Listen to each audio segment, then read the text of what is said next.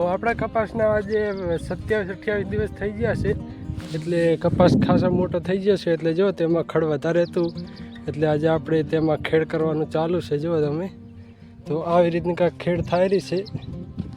જો હવે લાઈનો કમ્પ્લીટ દેખાતી હશે, અને જે હવે ગારામાં આ ખડ રહ્યું તે ખડ હવે આપણે નીંદી લાગશું. આર્યો કપાસ આપણે 5 જૂનના દિવસે સોંપ્યો હતો, અને આજે છે 2 જુલાઈ. એટલે કોને કે 3 દિવસ હજી બાકી છે 30 દિવસ પૂરા થવામાં.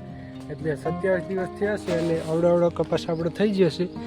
અને તેમાં થોડું નીંદામણ વધારે થઈ ગયું હતું, અને પાણી વગર દવા તો સંટાય નહીં, વરસાદ વિશે નથી, એટલે દવા સંટાય નહીં હાલ આપણે, કેમ કે કપાસને નુકસાન કરીએ કે એટલે આપણે દવાના સારતા આપણે આ રીતની જો ખેડ કરી નાખીએ, એટલે અંદરથી જે નીંદામણ નીકળી જાય અને શેડ પણ થઈ જાય, એટલે કપાસનો પણ થોડો વિકાસ સારો થાય.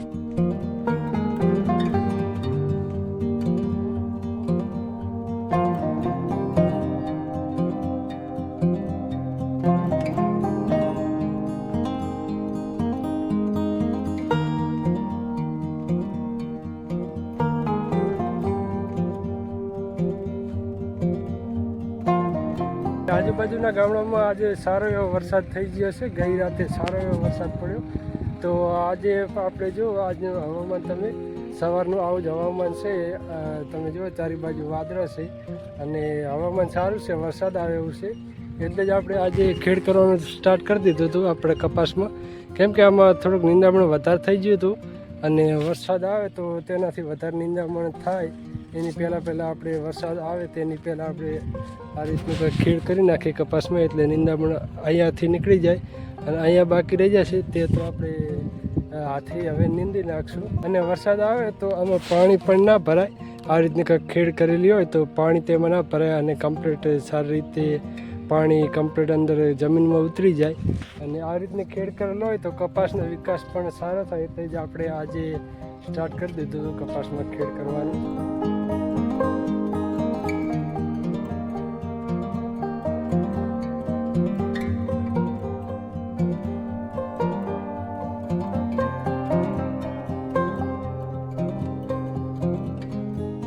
બધા જ કપાસમાં કમ્પ્લીટ ખેડ થઈ ગઈ છે.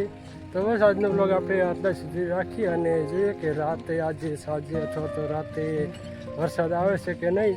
તો મળી જલ્દી બીજા બ્લોગમાં. તો ત્યાં સુધી આપણી આ ચેનલને સબસ્ક્રાઈબ કરી નાખજો, અને આ વિડીયોને લાઈક કરી દેજો.